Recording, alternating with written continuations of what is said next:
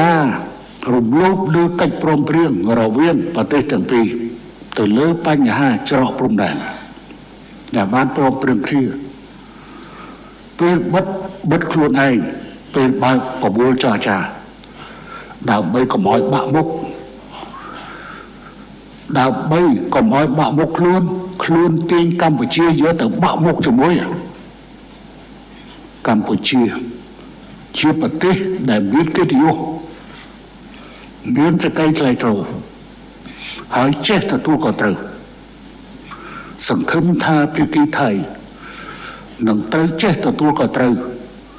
ក្នុងករណីខ្លួនបានប្រព្រឹត្តហើយខ្លួនមកដាក់លក្ខខណ្ឌចរចាដើម្បីបើកកម្ពុជាអត់ទទួលយកបានទេហើយសូមបងប្អូនប្រជាជនថៃសូមកុំបន្ទោសរដ្ឋាភិបាលកម្ពុជាក្នុងការបិទច្រកដូងដែលហាមឃាត់នៅការដឹកផ្លែឈើនិងការ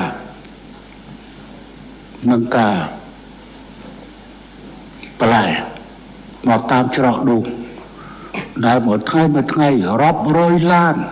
ដឹកចូលមកកម្ពុជានិងឆ្លងកាត់ទៅវៀតណាមឥឡូវនេះ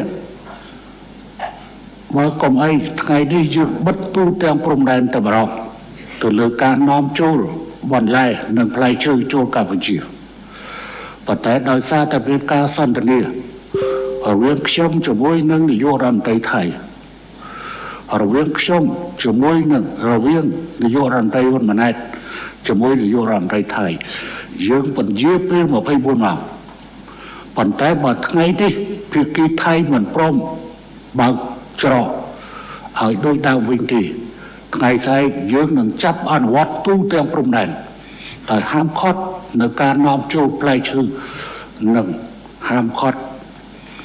នៅការនាំចូលបន្លែចូលមកកាន់កម្ពុជាពេលនេះកម្ពុជាអត់មានត្រូវការនាំស្អីទេហើយបើសិនជានៅក្នុងសូនផ្នែកនាំលើរឿងនេះ